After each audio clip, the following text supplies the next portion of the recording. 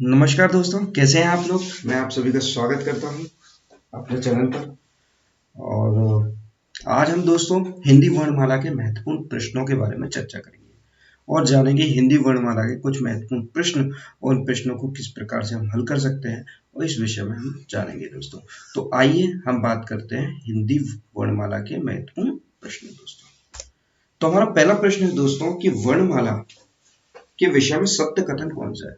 हमें सत्य कथन बताना है। हमको 4 विकल्प दिए गए हैं और उन 4 विकल्पों से हमें एक को बताना है कि सत्य कौन सा है दोस्तों। विकल्प क्या है? शब्दों के व्यवस्थित समूह को वर्णमाला कहते हैं, वर्णों के व्यवस्थित समूह को वर्णमाला कहते हैं, वाक्यों के व्यवस्थित समूह को वर्णमाला कहते हैं, या ध्वनि के व्यवस्थित समूह को वर्णमाला कहते हैं। किसको कहते हैं? तो जैसा कि मैं आपको बता ही चुका हूं कि वर्णमाला यानी कि वर्ण से बनी हुई माला, वर्ण से बनते हैं शब्द और शब्द से बनते हैं आपके वाक्य। तो आप खुद सोचिए दोस्तों, किसका व्यवस्थित समूह होगा?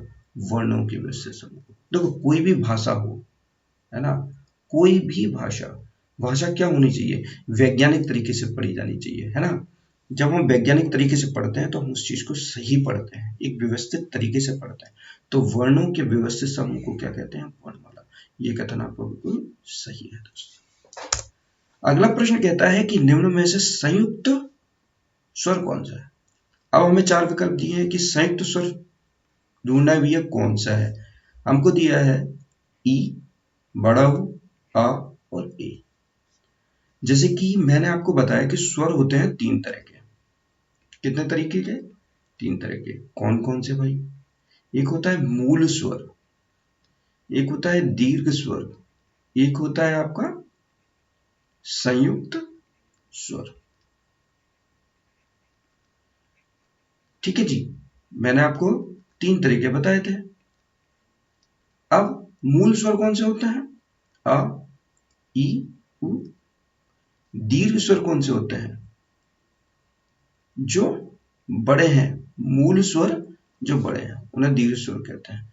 संयुक्त स्वर जो मूल स्वर और दीर्घ स्वर के संयोग से मिलकर बने हो, जैसे कि आ से, या मूल स्वर के संयोग से मिलकर बने हो, जैसे कि आ को मैंने ई से मिलाया, क्या बनेगा? ए बनेगा।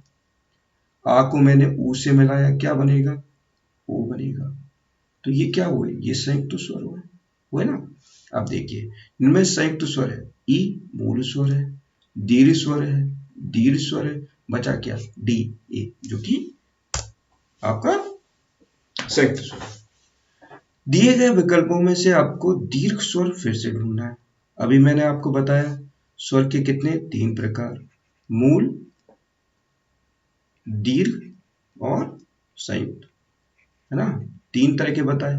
मूल वही आ ई उ, दीर्घ बड़ा ई उ, संयुक्त भी मैंने आपको बताया ए, आई, ओ, औ। ये आपके क्या होते हैं? संयुक्त होता है। ठीक है जी। तो हमारे विकल्प में क्या दिया है? मूल स्वर है, तो ये तो आंसर होगा नहीं हमारा। ये भी मूल स्वर है, नहीं होगा। री, री को हम मूल में ही रखते हैं, तो ये भी नहीं होगा। बचा आ, जो कि हमारा दीर्घ स्वर है। आइए अगले प्रश्न की तरफ चलते हैं। निम्न में से कंठ ध्वनियां कौन सी है? कंठ से जिनका उच्चारण क्या हो, कहां से हो? कंठ से हो। जिनका उच्चारण कहां से हो? कंठ से हो। ठीक है, तो उनको बोलते हैं कंठ ध्वनियां। तो सबसे पहले तो हमें यही नहीं पता भाई कौन सी ध्वनि कहां से उच्चारित होती है, हम नहीं जानते। 4 विकल्प दिए, क ख य, र च ज और ट ठ ट ड। नहीं पता, तो हम क्या करेंगे? हम तो भैया चार्ट बनाते हैं। कौन सा? एक बना दिया भैया कंठ। कंठ के बाद क्या आता है? तालु। तालु के बाद आता है मूर्धा। मूर्धा के बाद आता है भैया दंत, और दंत के बाद आता है ओष्ठ। हम तो भैया ये बनाएंगे चार्ट। तो कंठ में आता है का वर्ग। क्या आता है आपका? का वर्ग। तालु में आता है चा वर्ग प्लस सा और या। मूर्धा में क्या आता है? मूर्धा में आता है आपका टा वर्ग प्लस आपका षटकोण वाला सा और र। दंत में आता है भैया आपका ता वर्ग, ओष्ठ में आता है पा वर्ग, तो इसके अंतर्गत सा। अब आप खुद देखिए कंठ ध्वनि कौन सी होगी, क ख, बिल्कुल का वर्ग। का वर्ग में क ख ग घ अंग है ना, ये आता है, तो ये क्या हुई का वर्ग।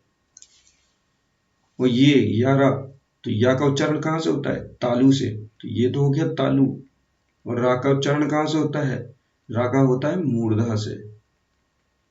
चा चा छ ज यानी कि तालु। और ये बचा हमारा डी विकल्प यानी कि टा वर्ग यानी कि मूर्धा से उच्चारित होगा। ठीक है, तो हमारा आंसर है ए। अगला प्रश्न क्या है, निम्न में से घोष है, यानी कि हमें अब बताना है कि निम्न में से कौन सा घोष है, कौन सा अघोष है। ठीक है जी, हमें दिए हैं 4 विकल्प, प, ट, द और फा। हमको नहीं पता कि कौन सा होता है घोष, कौन सा होता है अघोष। पहले तो घोष अघोष जानो क्या होता है, मैं आपको बता ही चुका हूं अपने पिछले वीडियो में कि घोष जहां घर्षण या कंपन ज्यादा हो है या हो, यहां घर्षण ही ना हो, वो होता है अघोष। तो हमसे पूछा है घोष। अब घोष दुनिया मैंने जैसे कि आपको बताया, घोष दुनिया होती है, देखो क ख समझते हैं, ग घ और ग।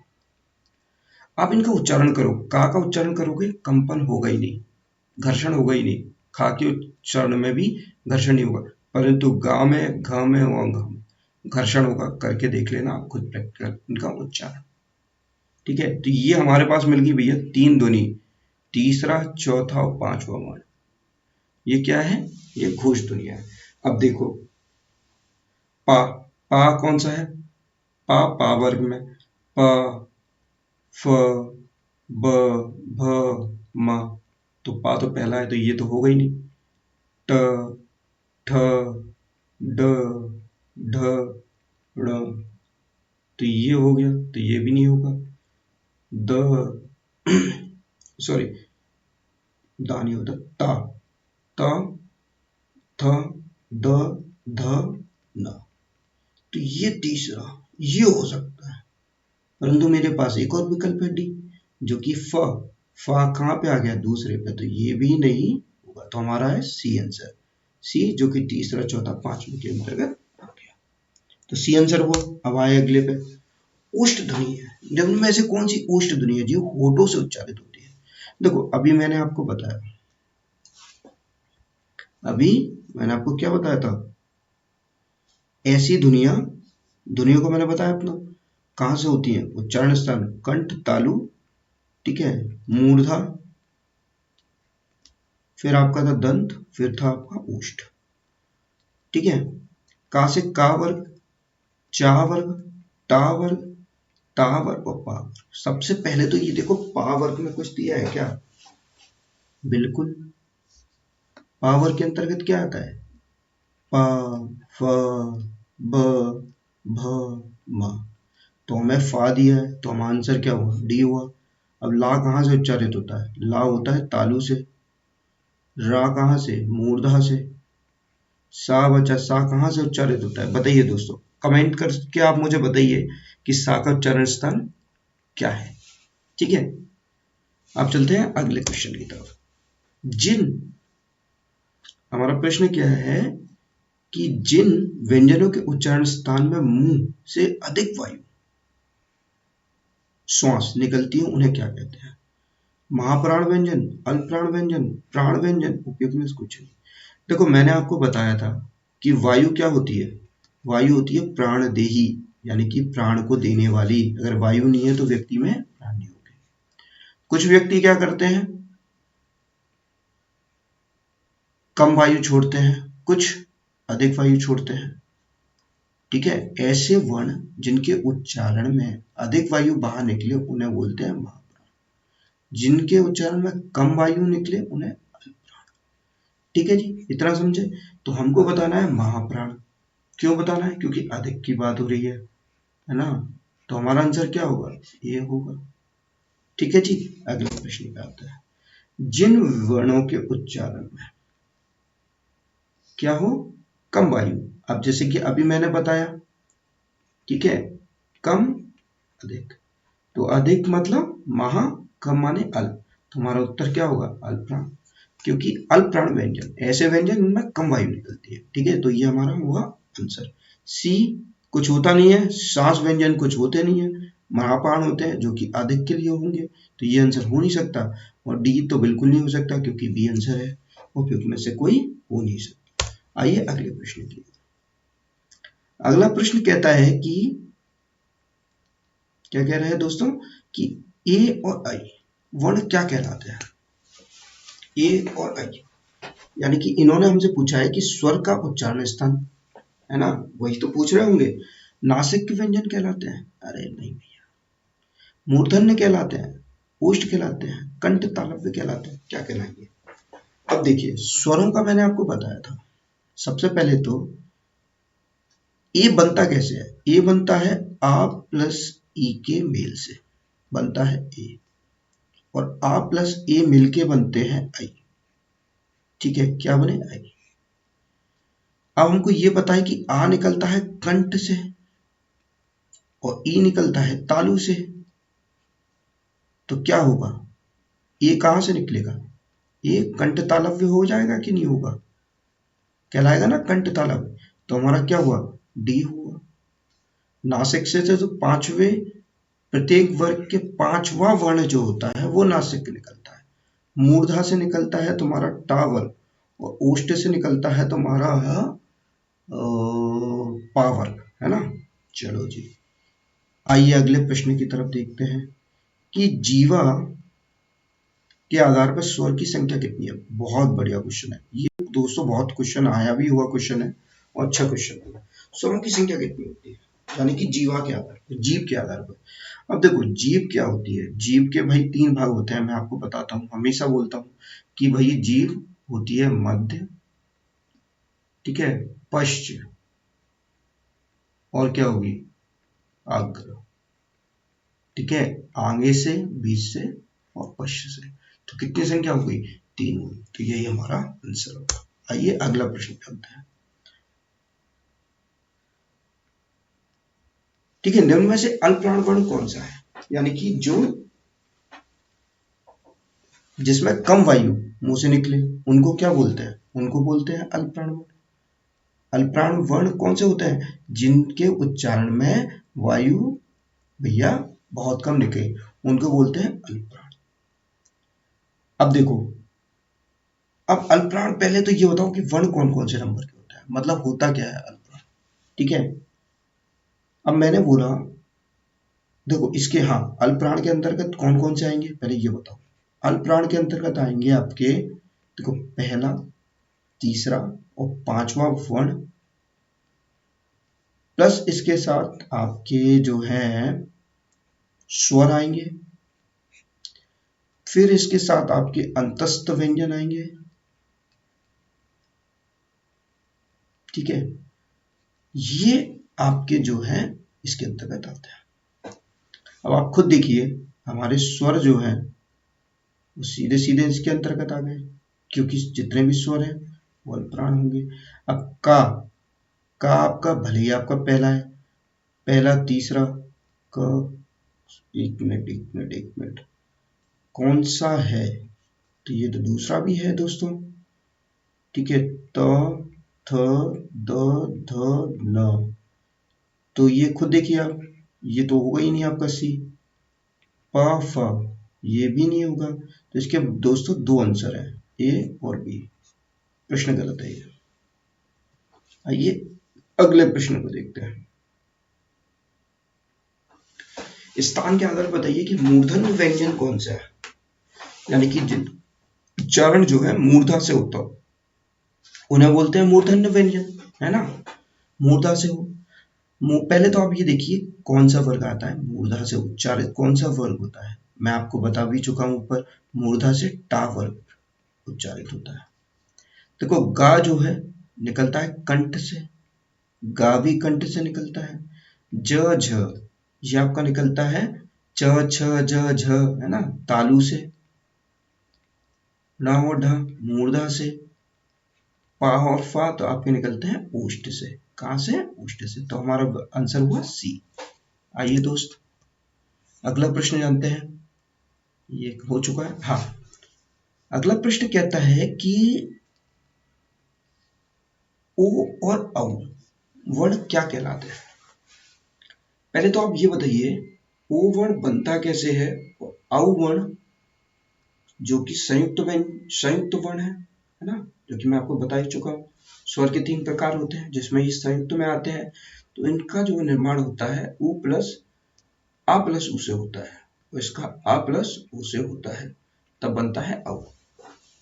अब आ तो हमें पता है क्या होता है, कंठ होता है। आ का उच्चारण तो कंठ है, उ का क्या है, ओष्ठ है। तो भैया सीधी बात है, क्या हुआ, कंठोष्ठ हुआ। कौन सा हुआ, कंठोष्ठ हुआ। तो हमारा सी विकल्प जो है सही है दोस्तों। आइए अगला प्रश्न देखते हैं दोस्तों। अगला प्रश्न है निम्न में से कौन सा घोष वर्ण है? घोष यानी कि जो है कंपन करता हो, ठीक है। जैसे कि मैं आपको बता ही चुका हूँ, अघोष में कंपन नहीं होता, घोष में क्या होता है, कंपन होता है। तो निम्न में से घोष वर्ण कौन सा है? देखो पहले तो घोष होते कौन कौन से हैं वो मैं आपको बता ही चुका हूँ, पूरा आपको घोष समझा चुका हूँ। तो घोष होते हैं तीसरा, चौथा और पांचवा, है ना। हम तो सबसे पहले यही देखेंगे, फिर देखेंगे स्वर, फिर देखेंगे अंतस्थ व्यंजन। अब इसमें देखो इसमें दिया क्या क्या है, इसमें दिया है आपके वर्ण। तो आ जाओ भैया तीसरा चौथा देखते हैं। ये दूसरा होता है तो नहीं है, चा पहला होता है नहीं है, माँ पांचवा होता है ये हो सकता है, मगर छा में कंफ्यूजन है। छा कौन सा होता है, च छ होता है कि नहीं होता, छा कौन से नंबर पे आता है, दूसरे नंबर पे आता है। तो ये भी नहीं होगा, बचा क्या, माँ। तो हमारा आंसर क्या होगा दोस्तों, सी होगा। आइए दोस्तों अगला प्रश्न जानते हैं। निम्न में से कौन सी ध्वनि ओष्ठ नहीं है, मतलब होठ से उच्चारित नहीं होती है। ओष्ठ यानी कि होठ, देखो होठ जो है आपका कौन सा रूप है, होठ को बोलते हैं ये तद्भव रूप है, ठीक है, ओष्ठ का, ठीक है। ओष्ठ ओष्ठ तत्सम रूप है आपका, है ना। तो होठ से उच्चारित नहीं होती है। अब होठ से कौन सा वर्ग पहले निकलता है ये बताओ। पा वर्ग का उच्चारण कहाँ से होता है, होठों से होता है। पा वर्ग के अंतर्गत क्या आता है, प फ ब भ म और क्या आता है, ठीक है। इतना देखिए। अब देखो पा तो पा वर्ग में है, वहां भी पा वर्ग में है, माँ भी पा वर्ग में है, बचा क्या, ता। ता का उच्चारण स्थान आप जानते ही हो क्या होता है, दंत होता है। तो हमारा विकल्प क्या हुआ, डी हुआ। अब अगला प्रश्न, बस दोस्तों आज इतने ही प्रश्न काफी हैं। कल फिर मैं आपसे जुड़ूंगा और बहुत ही अच्छे वर्णमाला के प्रश्न आपके साथ लेके आऊंगा, ठीक है। तो आज के लिए दोस्तों धन्यवाद, शुभ रात्रि, मिलते हैं दोस्तों कल।